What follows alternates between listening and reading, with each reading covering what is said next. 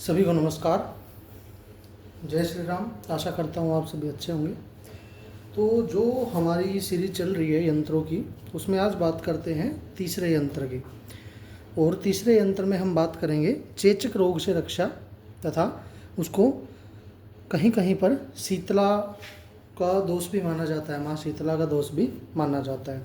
तो उसके लिए आपको यंत्र को कैसे तैयार करना है, देखो मैं बार बार बताता हूँ कि किसी भी यंत्र को शुभ मुहूर्त में तैयार किया जाता है।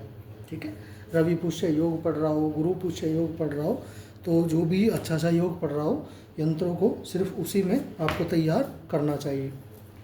ठीक है, और कुछ सामग्रियाँ इनमें अलग अलग होती है।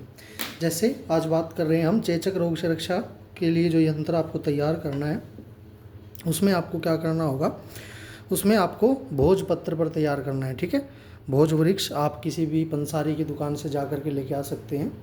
भोजपत्र पर भी आपको लाल चंदन से तैयार करना है। लाल चंदन की स्याही बना लेनी है और उसको अनार की कलम से, लाइक जो पेन है, आपको पेन का यूज़ कैसे करना है, जो अनार की कलम होती है उसका यूज़ करना है आपको। और उसमें आपको बीज मंत्र देना है श्रीम श्रीम। ठीक है, मैं 2 बार प्रोनाउंस कर चुका हूँ तो आप उसको समझ सकते हैं।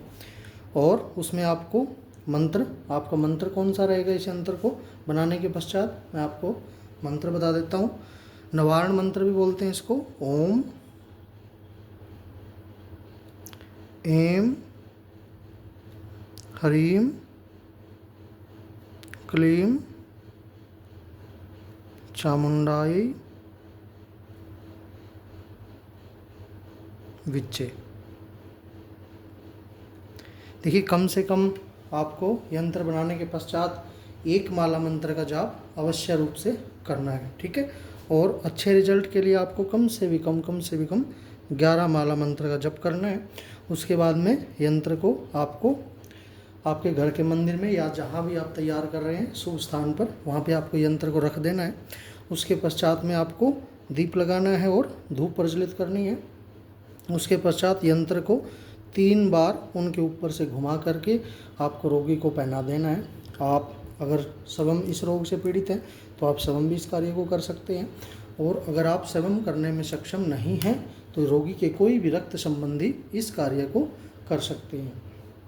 ये आप ध्यान रखना कि यंत्र में 4 श्रेम ऊपर, 4 इस तरफ, 4 इस तरफ और 4 इस तरफ, और ये 4 ही आपके बीच में बचेंगे। ठीक है, या आप और भी आसान लैंग्वेज में, ये 1 2 3 4 लाइनें में आपको 16 बार श्रीम मंत्र का प्रयोग करना है। श्रीम देखिए बीज मंत्र होता है जो काफ़ी इफ़ेक्टिव होता है और ये सरल, ठीक है, बिल्कुल सरल होते हैं।